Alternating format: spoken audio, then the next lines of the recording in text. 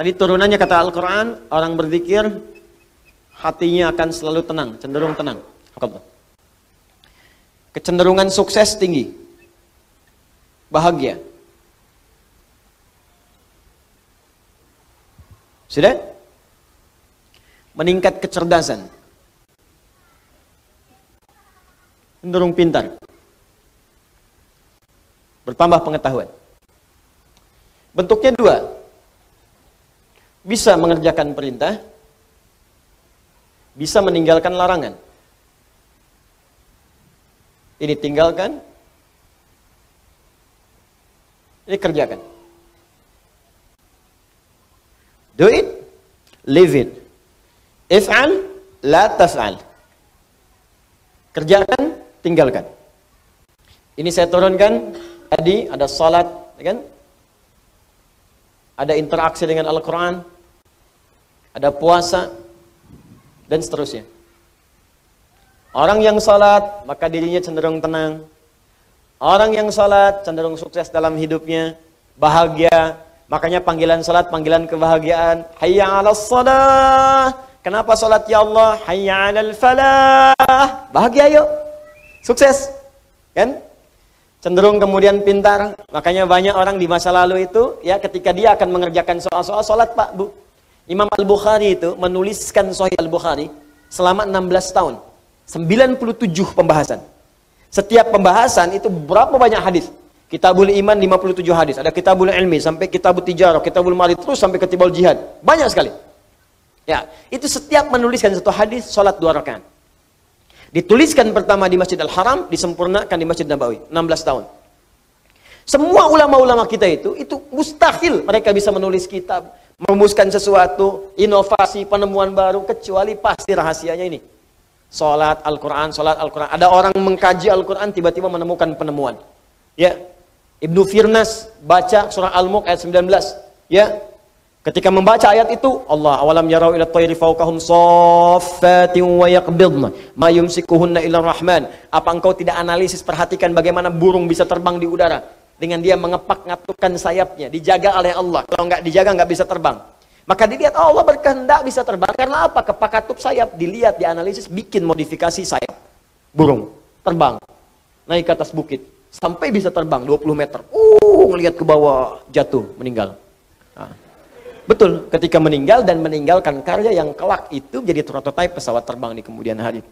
Ya, ada lagi Jabir bin Hayyan baca Al-Hadid, Quran surah 57 ayat 25 sampai 26. Wa anzalnal hadid, kami turunkan besi dari langit. Besi bisa turun dari langit. Dilihat apa itu besi. Dicari besi. Sekarang terbukti meteor ada yang bahannya dari besi. Ya, turun dari langit. Waktu itu bingung, apa ini besi? Apa sih besi itu menarik? Dibawa ke labnya besi. Dianalisis, dikeluarkan sampai ke atom terkecilnya. Dianalisis sampai sumber-sumbernya. Sampai sekarang nomor atom besi itu terambil dari Al-Quran. Nomor atom besi, Fe verum, F besar, E kecil. Nomor atomnya 26. Ya, setiap atom itu punya isotop untuk menjaga stabilitas atom. Saya dulu belajar kimia. Ya. Nomor 55, 56, 57, 58. Ada 4 isotopnya. Yang paling stabil isotop nomor 57. Surah 57 ayat 25 sampai 26. Itu ada sejarahnya. Bukan John Dalton yang pertama kali menemukan atom. Jabir bin Hayyan. Ya, saya baca, kalau lagi kosong-kosong saya pergi ke toko buku. Saya beli tuh buku kimia, buku fisika, matematika, latihan, lihat-lihat. Nggak tahu nanya. Buka YouTube, lihat, belajar. Saya baca, Pak. Ada anak mahasiswa datang, kamu dari mana? Kedokteran, Ustaz. Mau belajar apa? Ini, kamu bawa modul kamu kedokteran semua ke sini. Terangkan pada saya baru ajarkan pada kamu pengetahuan yang kamu inginkan. Jadi saya senang belajar. Baca. Dan ketika kita pelajari, ternyata semua relasinya dengan Islam itu tinggi. Ya, saya sering bahas, fisika juga banyak kaitannya. Fisika itu paling banyak. Karena fisika itu kaitan dengan metafisik. Metafisik paling tinggi itu ya belajar agama. Agama itu ya Islam. Makanya ketika orang belajar fisikanya benar, itu pendekatan ke Allahnya tinggi. Ya, dari bab pertama aja, bab gaya kan di fisika pertama kan. F1 sama dengan F2, gaya gerak sama dengan gaya dorong. Apa yang masuk itu yang keluar. Yang masuknya kecil, mukul kecil, maka bunyinya kecil. Mukul besar, bunyinya besar. Imannya sedikit, amalnya sedikit. Imannya kuat, amalnya makin kuat. Ya. Hukum gayanya, gaya berbanding lurus dengan tekanan, F berbanding lurus dengan P. Ketika orang ingin bergaya menunaikan ibadah, tidak akan luput dari tekanan. Ada hambatan.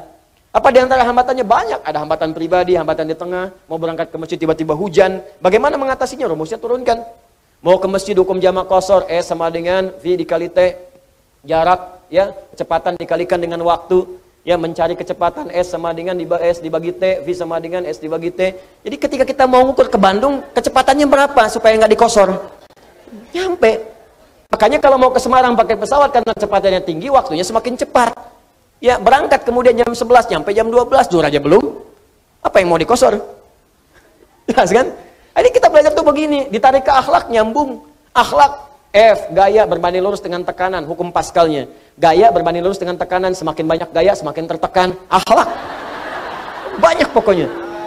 Oh, pokoknya indah deh, kalau belajarnya benar tuh enak. Di fisika tuh nggak berhenti di kampus, di kuliahan, dibawa ke masjid, masih diterapkan fisika. Ya, hukum hambatan, gaya Ohm, macam-macam. Enak pokoknya kelihatannya. Di Thomas Alva Edison itu kalau baca surat An-Nur aja, ayat 35, udah selesai tuh. Nggak akan sampai 1000 kali bikin bohlam. Oleh Al-Misbahu fi Zujajah. Ya, kalau mau terang itu mesti ada zujajah, ada kaca. Nggak bisa begitu aja, bisa meletus, bisa hancur terus-terusan. Itu kan dia yang ke 1000 itu bikin kaca pelapis jadi bohlam. Baca satu ayat selesai. Itu. Kenapa jadi ke sini? Ini perintah. Ada yang kedua, sifatnya berbentuk larangan. Apa namanya? Larangan. Ini tenang, ini sukses, ini bahagia. Jadi ada yang sifatnya larangan. Pertama kata Allah, tinggalkan zina. Di surah Cahaya. Fokus. Cara berpikirnya begini. Perhatikan cara berpikirnya. Ini kebanyakan orang cuma baca. Tapi formulasinya nggak dipahami. Sehingga parameter tingkat keberhasilan mengkaji ayatnya itu nggak muncul. Cuma jadi pengetahuan tersimpan di pikiran kita, amalnya nggak ada. Di bacaan Nur, zina masih terus saja dikerjakan. Zina mata, zina telinga, zina lisan. Ya, bacaan Nur, ada yang korupsi, ada yang mencuri, ya, ada yang menipu, ada yang nyogok. Padahal ayatnya jelas. Maka dari itu, lihat perbandingan terbaliknya. Orang mengerjakan perintah akan meraih ini.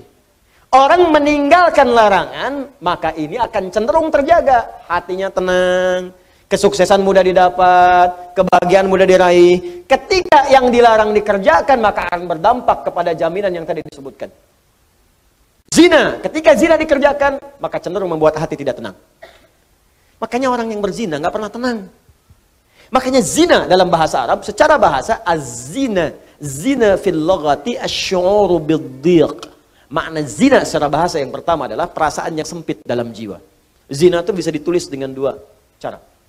Begini, zai, kemudian nun, alifnya ke atas. Ini bahasa orang Najdin, zina. Ada bahasa orang Hijaz, zai, kemudian nun, alifnya ke bawah begini, zina. Ya. Bisa ditulis dengan dua cara. Ini alif yang tadi saya sebutkan, alif. Bisa begini, tegak. Bisa begini, ke bawah. Az-zina fil lughati lahu ma'anin katsirah wa minha asy-syu'ur bid-dhiq. Zina secara bahasa memiliki banyak arti. Di antara makna yang paling populer, yang pertama adalah perasaan yang sempit di dalam hati. Makanya orang yang berusaha untuk berzina, awas hati-hati, melanggar ketentuan Allah, kata Allah tinggalkan dia kerjakan. Itu pertama akan menyebabkan hatinya terasa sempit. Sering gelisah. Makanya jangankan mengerjakan yang secara istilah, benar-benar dikerjakan hubungan seksual. Baru mau muqaddimah saja, mata mau melihat gambar-gambar yang kotor, itu karena hatinya sempit, gelisah, gak mau ketahuan orang. Ya, sembunyi-sembunyi, bawah meja, ya, masuk ke kamar sendirian, gak mau orang lihat. Kenapa? Karena sempit. Tuh, ketenangannya hilang. Orang tenang itu kan cenderung gelisah. Orang yang tidak tenang cenderung gelisah. Ya kalau orang tenang tuh biasa aja. Lagi baca handphone, mau lihat, gak apa-apa, silakan. Ya, berkata-kata, dengar, gak ada masalah. Tapi ketika ada orang berbuat hal yang dilarang tadi, berkata-kata gak mau kedengaran orang. Makanya transaksinya tertutup. Pakai kode-kode. Ya, di mana roti bisa ditemukan? Roti. Hah? Kijang satu. Kijang. Hewan yang disalahkan. Dicek. Makanya kata-katanya cenderung diarahkan kepada yang lain. Kupu-kupu malam, kupu-kupu. Tuh. Buaya darat, buaya. Buaya aja nggak ada yang begitu. Ya, coba lihat kehidupan buaya. Iya, ada buaya yang berzina.